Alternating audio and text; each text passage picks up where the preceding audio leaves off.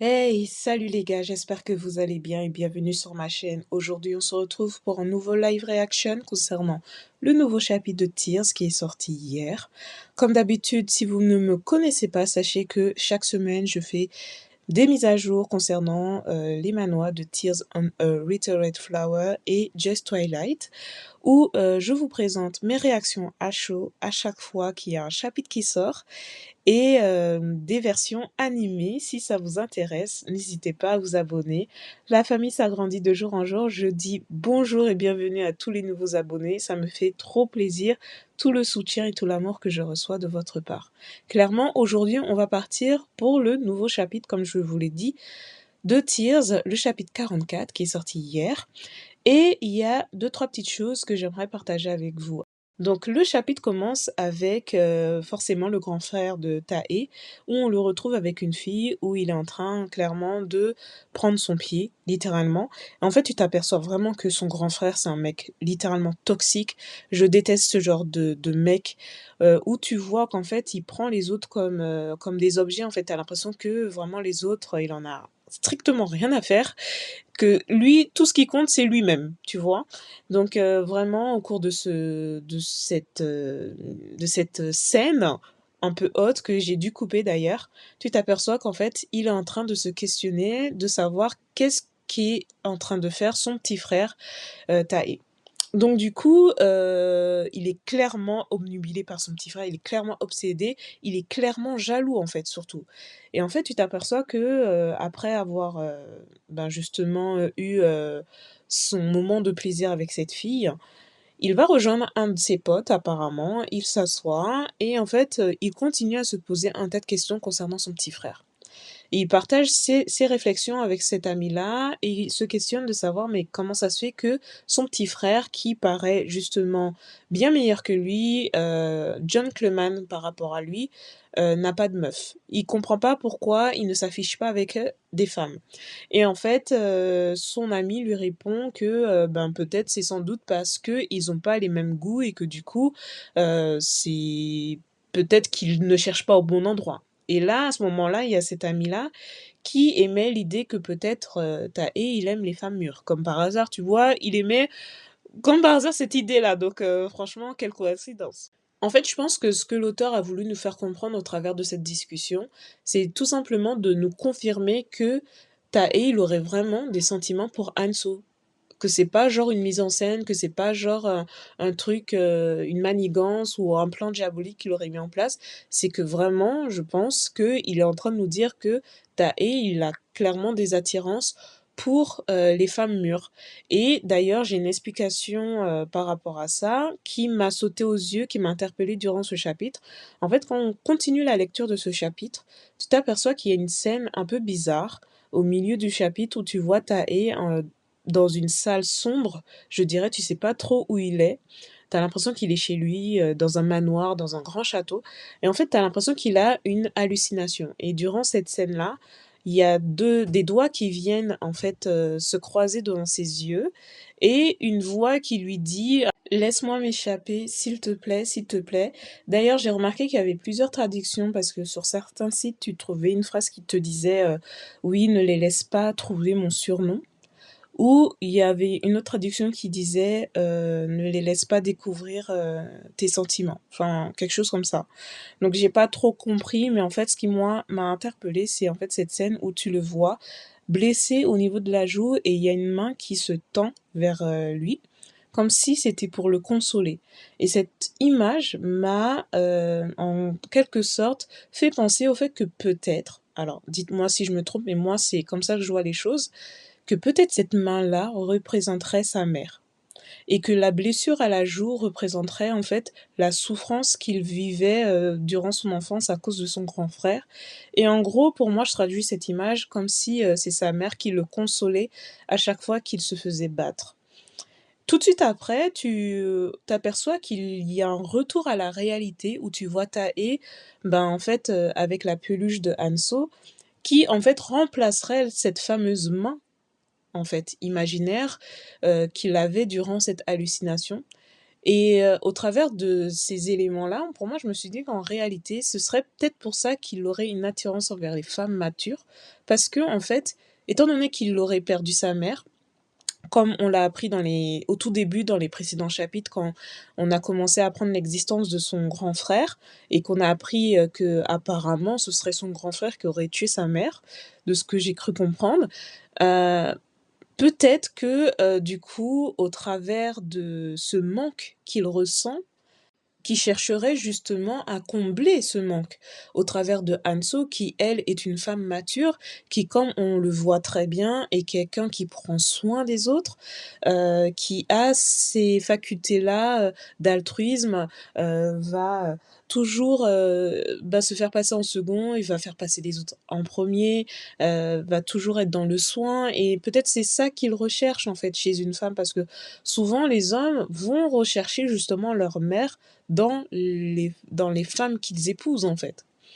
C'est comme ça que je vois les choses, c'est comme ça que je le comprends. Je sais pas si vous êtes d'accord avec moi, mais clairement, je pense que c'est une explication plausible et du coup, je trouve ça super intéressant, je trouve ça super mignon, en vrai. Donc voilà, c'est pour ça que, du coup, j'avais hâte de partager cette pensée-là avec vous. D'ailleurs, je reviens en arrière parce que je vous ai pas parlé d'un élément qui pour moi est super important. Au cours de la conversation qu'on retrouve entre le grand frère de Tae et son ami, bah justement, pendant cette discussion, tu apprends que son père, le président, comme il le dit, va prendre une décision. C'est comme ça qu'il le dit. Et en fait, moi, à travers ça, je comprends que, en gros, c'est comme si il devait décider de qui entre les deux frères allait obtenir l'héritage. Parce qu'il le dit clairement, je ne vais laisser aucun sou à ce bâtard. Et moi, ce qui m'a interpellée, clairement, c'est que le grand frère de Tae, il dit ce bâtard illégitime. Pourquoi il dit illégitime? Parce que généralement, quand on emploie ce terme, ça veut dire qu'en gros, enfin, ils sont pas de la même famille. Donc, est-ce que ça confirme le fait que il aurait probablement tué la mère de Tae et qu'en fait ils sont demi-frères seulement. Ce qui serait vachement louche parce qu'ils se ressemblent comme deux gouttes d'eau, excusez-moi. Bon, on est d'accord, ils ont pris du père, mais à un bout d'un moment, il y a quand même certaines différences qu'il faut noter. Si t'as pas la même mère, tu peux pas ressembler comme deux gouttes d'eau à ton frère, quoi. Bon, en tout cas, je connais pas d'exemple comme celui-ci dans la vraie vie, mais ça m'a interpellée. Pourquoi il a employé ce terme illégitime? Est-ce que ça voudrait dire qu'il serait demi-frère en réalité? Et que c'est peut-être pour ça qu'il déteste autant son frère? Moi, c'est la réflexion que j'ai eue. Franchement, j'ai besoin de vous, les gars. Dites-moi en commentaire si vous êtes d'accord avec mon explication, parce que clairement, l'auteur nous a laissé des éléments cruciaux qui, en fait, plus on avance dans cette histoire et plus on a des explications qui sont de plus en plus plausibles. Et pour moi, ça en fait partie. Voilà. Et ensuite, on va passer à la troisième partie de ce chapitre où tu retrouves Anso qui est chez elle. Bon, là, tu vois qu'elle est en pleine réflexion sur sa situation actuelle. Elle se fait la comparaison de qu'avant, elle s'en sortait pas énormément quand elle était avec Min Cheol, et que maintenant, elle s'y retrouve un petit peu plus, même si elle dépense un peu plus d'argent. Bref, je passe ces détails-là parce que pour moi, à l'occasion, ça n'a pas énormément d'importance. Tu retrouves très vite Tae, en fait, tu réalises qu'il a rejoint Hanso, donc tu la vois sortir de quelque part.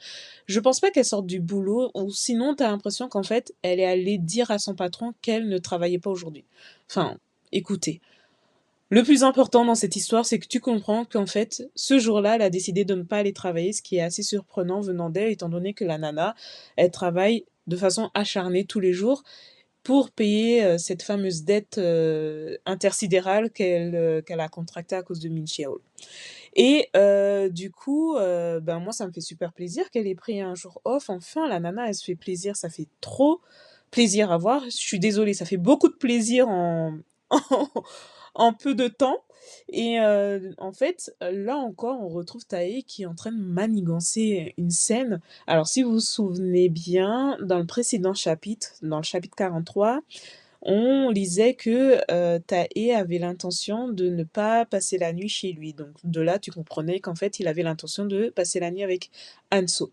Et en fait, tu comprends que le mec, il avait prévu dans son esprit de se faire passer pour malade et il a utilisé une poche chaude, un truc chaud, il a collé ça sur son visage, sur sa joue, pour faire croire qu'il a de la fièvre, qu'il est malade. Et Hanso qui voit ça, lui dit: «Mais t'es tout rouge, est-ce que tu vas bien? T'es pas malade, j'espère, patati patata». Et en même temps qu'elle lui dit ça, elle lui dit que, ce jour-là, elle avait l'intention d'aller acheter des choses, de faire un peu des emplettes quoi, un peu de shopping. Et quand elle lui annonce cette nouvelle, il se ravise, il cache la poche chaude derrière son dos et il lui fait comprendre que non, non, il est en très bonne santé et que c'est justement parce qu'il est en très bonne santé qu'il dégage énormément de chaleur. Donc vraiment, ce mec, c'est un pur menteur, c'est pas possible. Chaque chapitre, il ment, ce mec, c'est pas possible. À aucun moment, il lui dit la vérité, c'est ouf. Bref, tu peux l'excuser. Franchement, s'il a vraiment... Alors, clairement, avec les derniers éléments qu'on a eu ces derniers chapitres, je pense clairement qu'on peut affirmer complètement que le mec est amoureux de Hanzo.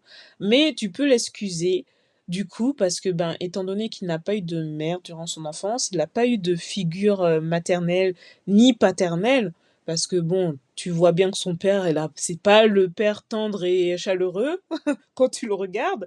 Donc, tu peux l'excuser en lui donnant pour excuse que le mec, en fait, il se dépatouille comme il a appris à le faire, en fait. Donc, je l'excuse pour ça.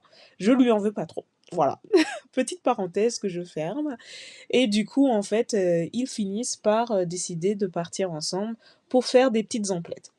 Trop mignons, ils se tiennent par la main. Et les gars, cette dernière partie de ce chapitre, franchement, m'a fait trop rire. Non mais, au début, quand j'ai lu, je me suis dit: «Non mais, pourquoi il nous montre ça?» tu vois? En gros, dans ce chapitre dans cette dernière partie, tu vois que Tae, il interrompt des nanas qui sont en train de se maquiller, comme si tu as l'impression qu'il veut nous faire dire que, en gros, Tae, à chaque fois, partout où il passe, on le remarque.